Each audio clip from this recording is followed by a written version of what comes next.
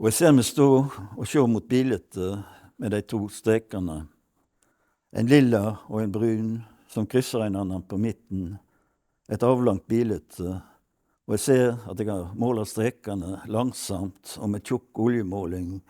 Og hun er runde, og der den brune og den lille linja krysser hverandre, blander fargen seg vakkert og renner nedetter. Og jeg tenker at dette ikke er noe bilde, men samstundes er bildet slik det skal være. Det er ferdig, det er ikke mer å gjøre med det, tenker jeg. Og jeg må få bildet bort. Jeg vil ikke lenger ha det stående der på staffeliet. Jeg vil ikke se på det mer, tenker jeg. Og jeg tenker at i dag er det mandag, og jeg tenker at jeg må sette bildet bort til de andre målestykker jeg arbeider med, men som jeg ennå ikke er ferdig med. I'm Damion Searls, I'm the translator, and I'm reading from the beginning of the first book of Septology. And I see myself standing and looking at the picture with the two lines that cross in the middle, one purple line, one brown line. It's a painting wider than it is high, and I see that I've painted the lines slowly. The paint is thick, two long, wide lines, and they've dripped. Where the brown line and purple line cross, the colors blend beautifully and drip. And I'm thinking, this isn't a picture. But suddenly the picture is the way it's supposed to be. It's done. There's nothing more to do on it, I think. It's time to put it away. I don't want to stand here at the easel anymore. I don't want to look at it anymore, I think. And I think today's Monday, and I think I have to put this picture away with the other ones I'm working on, but I'm not done with. The canvases on stretchers, leaning against the wall between the bedroom door and the hall door, under the hook, with the brown leather shoulder bag on it.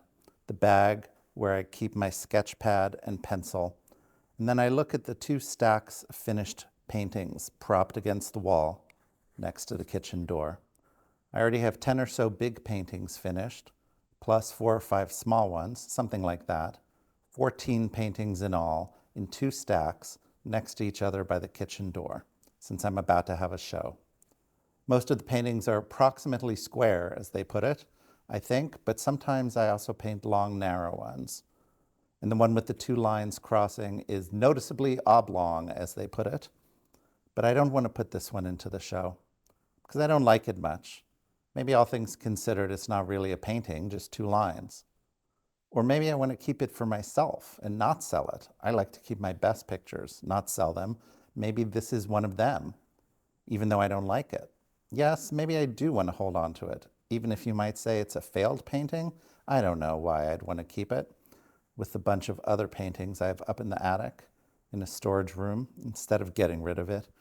Or maybe, anyway, maybe Alslike wants the picture. Yes, to give Sister as a Christmas present, because every year during Advent I give him a painting that he gives to Sister as a Christmas present. And I get meat and fish and firewood and other things from him. Yes, and I mustn't forget, as Alslike always says, that he shovels the snow from my driveway in the winter too. Yes, he says things like that too.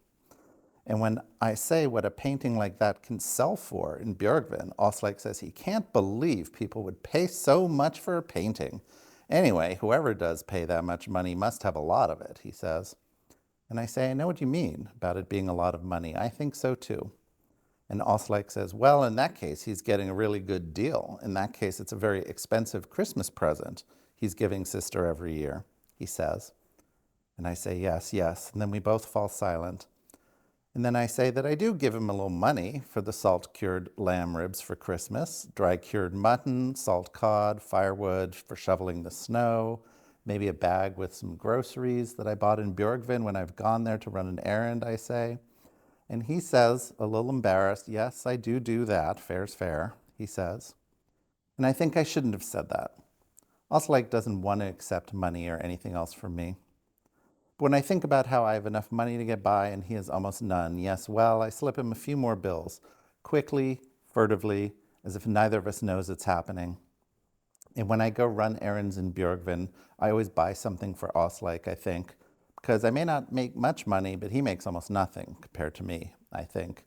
and I look at the stack of finished paintings with the homemade stretchers they're on facing out, and every painting has a title painted in thick black oil paint on the top board of the stretcher.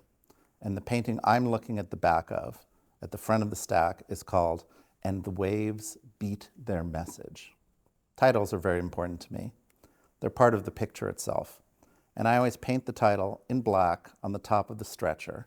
I make my stretchers myself. I always have, and I always will, as long as I paint pictures, I think. And I think that there may actually be too many paintings here for a show, but I'll take them all to the Beyer Gallery anyway. Beyer can put some of them in the side room of the gallery, in the bank, as he calls the room, where he stores pictures that aren't in the show, I think. Then I take another look at the picture, with the two lines crossing, both in impasto, as they call it. And the paint has run a little, and where the lines cross, the colors have turned such a strange color, a beautiful color, with no name. They usually don't have names, because obviously there can't be names for all the countless colors in the world, I think. And I step a few feet back from the picture and stop and look at it, and then turn off the light and stand there looking at the picture in the dark. Because it's dark outside. At this time of year, it's dark, or almost dark, all day long, I think. And I look at the picture, and my eyes get used to the darkness, and I see the lines, see them cross, and I see that there's a soft light in the painting. Yes, a soft, invisible light. Well, then, yes, so it probably is a good painting, maybe, I think. And I don't want to look at the picture anymore, I think, but still, I'm standing and looking at it. I have to stop looking at it now, I think. Then I look at the round table over by the window. There are two chairs next to it, and one of them, the one on the left, that's where I sat and sit. And the right-hand one was where Alice always sat when she was still alive. But then she died, too young, and I don't want to think about that. And my sister, Alida, she died too young too, and I don't want to think about that either, I think. And I see myself sitting there in my chair, looking out at the fixed point in the waters of the Sinja Sea that I always look at, my landmark, with the tops of the pines that grow below my house in the middle of the center pane in the bisected window in the right-hand part, because the window is divided in two, and both parts can be opened, and each side is divided into 3 rows, and the tops of the pines will be in the middle row of the right side, and I can make out the pines, and I found the mark right at the midline. I can see the waves out there in the darkness, and I see myself sitting there looking at the waves, and I see myself walking over to my car where it's parked in front of the Beyer Gallery. I'm there in my long black coat with my brown leather bag over my shoulder.